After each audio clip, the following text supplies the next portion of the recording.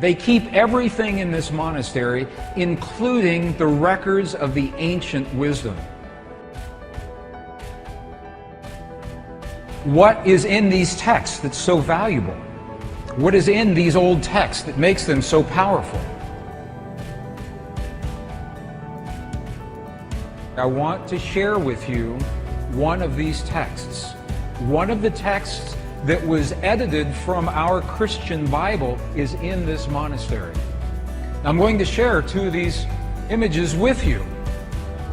We said earlier, to unleash the force of the divine matrix in our lives, first we have to understand how it works, and the science tells us how it works. Secondly, we must speak the language that the divine matrix recognizes, and science cannot tell us that. That comes from our past, from our culture, from our history, from those who have learned and used this language for thousands of years.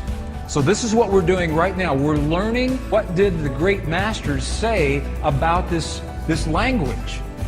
Because it's the same whether you're talking Buddhist or Hindu or Christian, pre-Christian traditions, they're all telling us that there is a field of energy and that we have the language to use that field.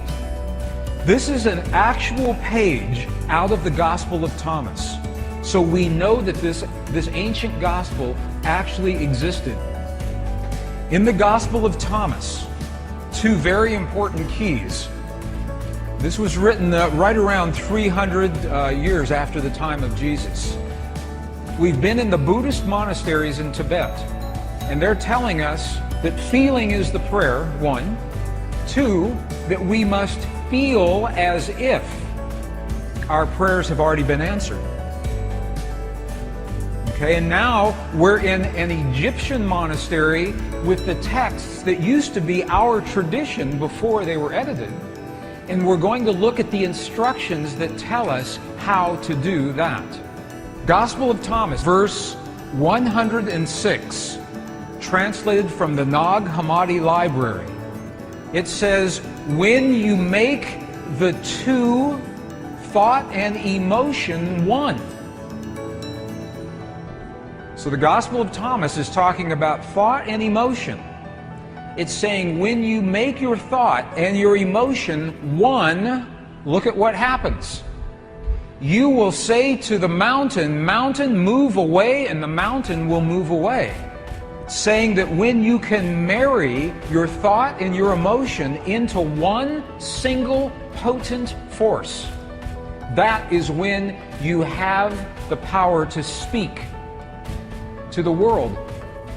When you make the two one, the two, thought and emotion, when the two become one in our hearts, we create the feelings in our bodies. And you'll see how to do that in just a minute.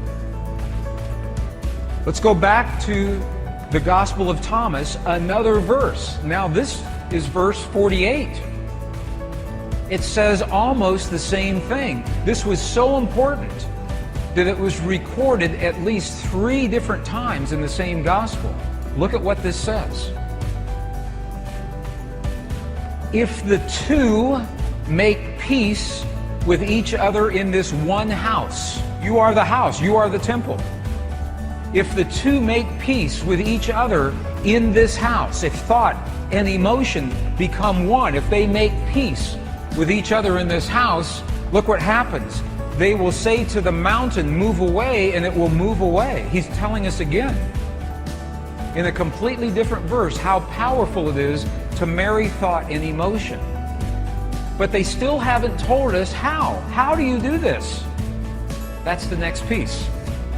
In the early Christian Bible, your Bible today, there is a passage. How many have heard, ask and ye shall receive? Have you heard that before?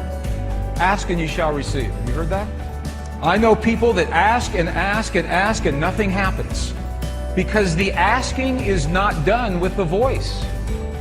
The asking is not done, please, please bring this to my world. That's not asking. To ask, we must speak to the field, to the divine matrix in the language that the field recognizes. And a language that's meaningful, the field doesn't recognize our voice, it recognizes the power of our heart. So when you create the feeling in your heart as if your prayer is already answered, that creates the electrical and the magnetic waves that bring that answer to you. Because they took out the two sentences that tell us how to ask. In the 4th century, when the edits happened, they took those two sentences out. All things that you ask straightly, directly from inside my name, you will be given. It says, so far you've not done this, because if we ask with our voice, we have not done this.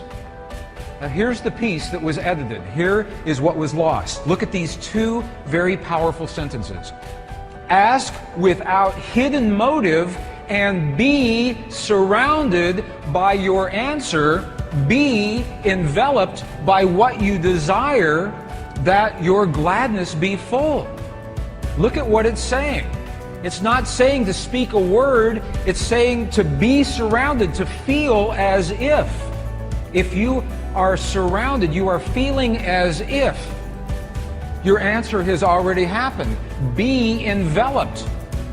If you want the perfect relationship in your life, if you want the healing in the body of your loved ones, feel the feeling of what it is like as if that has already happened. Be enveloped by what you desire, because that is when your thought and your emotion become one. You think the thought of the healing in your loved ones, and you feel the love of that thought. They become one, and that is the language that this field recognizes. Ask without hidden motive. What does that mean? Hidden motive. Ask without judgment.